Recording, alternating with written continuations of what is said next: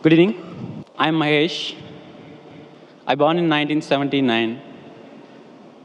Maybe I'll be here up to my death, maybe 2030 or 40 if the world exists. I just want to know where I was before 1979, where I'll be after my death. If I have been meant to be here in this world for this certain period, who am I representing? The brother asked the question that he was born in 1979 and today he's in UAE. He wants to know where will he be afterwards. He will be saying most probably be here till 2030 if the world exists. Where will he be after he dies? And who are you representing? Brother, you are representing your own self. If you have not manipulated or done some makeup or trying to hide, if you are your own self, you are representing yourself. Point number one. Where will you be after you die? Depending upon what are you following. If you follow the last and final revelation, the glorious Qur'an, after you die, you will be in heaven. If you go against the laws of the Creator, against the last and final revelation, the Qur'an, then after you die, you will be in hell.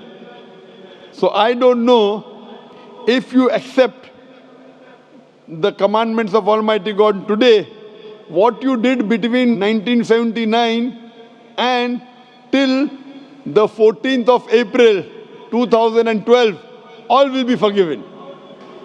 All forgiven, zero will be forgiven. So in the past, whatever you have done in the past will be forgiven because our beloved Prophet Muhammad said, the moment a person accepts Islam, all his previous sins are washed away. So depending upon whether you follow the laws of the Creator, where will you be, I can tell you. But you don't know when will you die. If you say, if that is the case, you know what I'll do? Maybe I'll live till 2030, so I'll accept Islam in 2029. Brother, you don't know, even I don't know, how long will you live?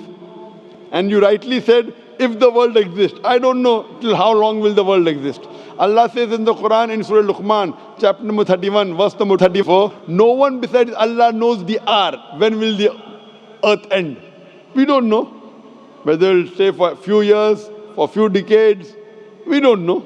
How long will you live and I live? I don't know. So the best is the moment you come to know the truth, accept it. All the past sins will be forgiven, then you try and practice and follow as much as you can. So where will you be after you die depends upon you. I can only guide you. Allah says in the Quran in Surah Ghashiyah, chapter number 88, verse number 21-22, Allah says, فَذَكِّرْ إِنَّمَا أَنْتَ مُذَكِّرٌ. He tells the Prophet, your job is to deliver the message. Giving hidayah is in the hands of Allah subhanahu wa ta'ala. So I want to ask you, brother, after you die, do you want to go to heaven or hell? After you die, do you want to go to heaven or hell? To be frank, I don't know. You don't know. Because for me, the heaven and hell is here. It's up to us. Yes, this is temporary heaven, hell, temporary. As I mentioned earlier, Quran says in Surah Mulk, chapter number 67, verse number 2, Allazi khalaqal mauta wal hayata. It is Allah who has given you death and life so that He may test which of you is good in deeds. This is a test. And an average man lives in this world for about 70 years, 60 years. Some die at the age of 20, some 50, some live for 100 years. Average maybe 60 to 70 years. So this is temporary phase. The next life is eternal. So you say heaven and hell is here. And then if you try to make this life heaven by going after luxury, enjoying life, drinking alcohol, your next life becomes hell. Because Quran, Allah says in Surah Hud that those who want this world, Allah will give you this world but will not give you in the next life. Those who care for next life, Allah will give you next life, also this life. So as a businessman, if someone tells you that I will give you little trouble, difficulties for the 70 years, next life eternal, unending, always pleasure. So this life is 0.00001% of the next life.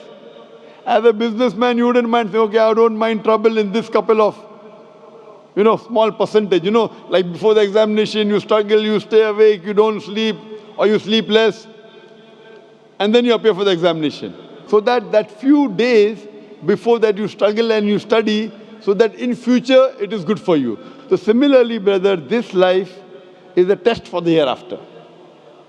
If you're a Hindu, if you're Mahesh, and if you believe in the Hindu scriptures, same the Veda says. If you read Rigved, book number 10, chapter number 16, verse number 4 to 5, talks about Punar Janam. Punar means next, Janam means life. Same thing what the Qur'an says about next life. So this life you come, and there's next life. Being born, dying, cycle of birth, rebirth is not mentioned in the Vedas. It talks about Punar Janam means next life, which is there in the Quran. So a really good person would think about, as a better businessman, that the next life is multiple times. Multiple, keep on multiplying. This life is a small, negligible 0.00001% compared to the next life. So as an intelligent person, you wouldn't mind taking trouble in this life so that your next life becomes paradise and heaven. So, brother, would you like in the next life to go to heaven or hell? Brother? Yes, sir. Would you like to go in the next life into heaven or hell? No, sir. I don't think I will be having a next life, because if I am going to have a next life. Do you believe in the Hindu scriptures? Yes, sir. You believe? Do Not you believe in the Vedas? Scriptures, some of the points. Do you believe in the Vedas? Yes. I don't know big about the Vedas. But you believe it to be sacred, correct? Sorry? Do you believe it to be from God? No, I feel I am God. You are God. All are God. That's what Hinduism says. Aham Brahmasmi. What is the definition of God?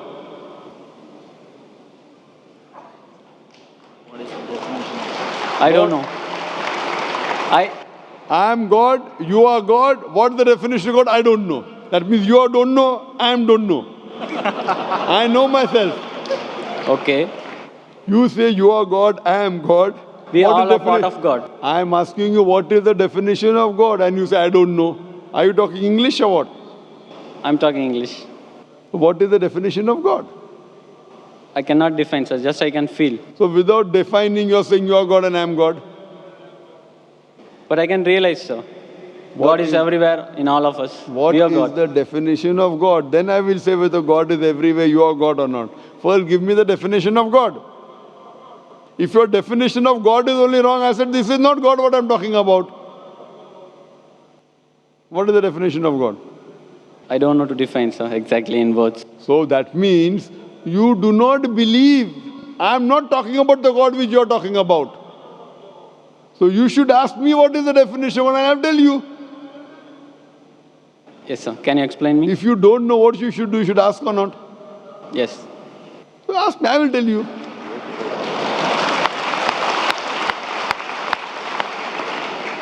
The definition of God come to according to Vedas and Upanishad, then I come to the Quran.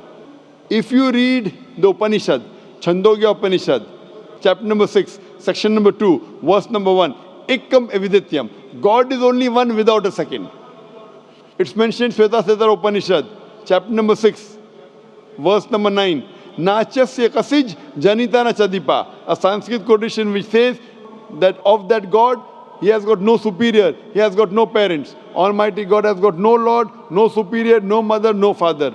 It's mentioned in Shweta Upanishad, chapter number 4, verse number 19. Na tasya pratima asti. Of that God there is no pratima. Pratima is the Sanskrit word which means image, picture, portrait, sculpture, statue. Na tasya pratima asti. Of that God there is no image, no picture, no portrait, no painting, no photograph, no idol, no statue, no sculpture. Same thing is repeated in Yajurved, chapter number 32, verse number 3. Na tasya pratima asti. Of that God there is no image, there is no picture, there is no portrait, there is no photograph, no sculpture. Furthermore, it says in the Brahma Sutra of Hinduism, Ekam Braham Deotya Naste, Nina Naste Kinchan. There is only one God, not a second one, not at all, not at all, not in the least bit.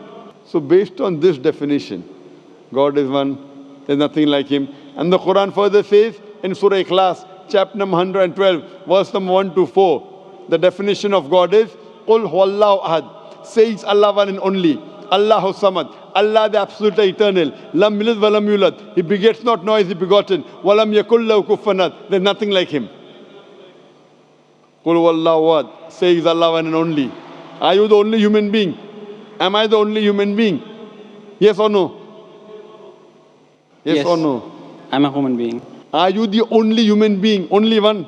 No. No. I'm one of the... Qul huwallahu ahad. Say He is Allah one and only. Allahu samad, the absolute and eternal. Are you absolute and eternal? Are you absolute and eternal? No. So how can you be God? I am not absolute and eternal. How can I be God? Lam yalid wa lam yulad. He begets not, nor is he begotten. Are you begotten? Were you born? Were you born or not? Yeah. So how can you be God? Even I was born. How can I be God? Do you beget? I have begotten. I have got children. Do you have children? Yes. How can you be God? Walam yakul lahu kufuwan ahad. There's nothing like him. What I'm saying That is... means your definition of God, forget what you say about God. I'm talking about my definition of God. Forget what you say about God now. Keep it. That may be God with a small g. I'm not talking about God with a small g, what you're talking about. I'm talking about God with a capital G. He's only one. He's all powerful. He's absolute. He begets not, nor is he begotten. There's nothing unto like him. Based on this definition, can you call yourself God? Can I call myself God? If you wish, you can. I asked you the question, are you born? You're saying yes. If you wish, then you'll be called a lunatic. No, sir. What I'm feeling is What I am a happened? part of the God. You were saying the only one God, no? I feel I am the part of it. The big one. We all are part of it. Maybe we got detached, as like this world got detached from the sun. That is your definition of God. That's not the definition of God of Vedas. It's not the definition of God of Qur'an. So therefore I say this God is a different God. I'm not talking about the God that you believe in. I'm talking about the God which I believe in. He's one. He's not part of everything. Your God, forget about it. Keep it at the side now. Fine? The God what you're talking, keep it at the side. I'm talking about the definition of my God. You understand? He is only one. He's all powerful. Are you all powerful? Are you all powerful? Not all powerful. So you are not the God I'm talking about. What God you're talking about, keep that God aside. Okay. Okay? My God I'm talking about. Therefore, La ilaha, there is no God. All the other false gods are wrong. You keep it aside. I'm talking about the correct definition. Someone is talking about 2 plus 2 is equal to 5. That equation, keep it at the side. The God that I'm talking about, the entity I'm talking about, He is one. He is all powerful. He is absolute. He begets not, nor is he begotten. He is not born. He does not give birth to anyone. And there's nothing like him. He's only one. Do you believe in such a God? No, sir, I don't believe. That's the problem. That means you are not believing in the true God. My request to you is, you read your Hindu scriptures, all the quotation I gave, go and read the translation No, of the sir, Quran, try and find out the true God. Not these fake gods, I am God, you are God. I don't consider myself God. You are calling me God, so I'll say yes, I'm God. I am not a fool to accept you that I am God. You want to go to hell, go. I don't want you to take me to hell. I'm going to go to heaven. I want to take you to heaven. But to take you to heaven, if I agree with you that you're God and I'm God, we both will go to hell. I prefer we both go to heaven. Therefore, I request you read your scripture, the Vedas, the Upanishad, read the Quran, educate yourself, and join me. We both will go to heaven, inshallah. Thank you.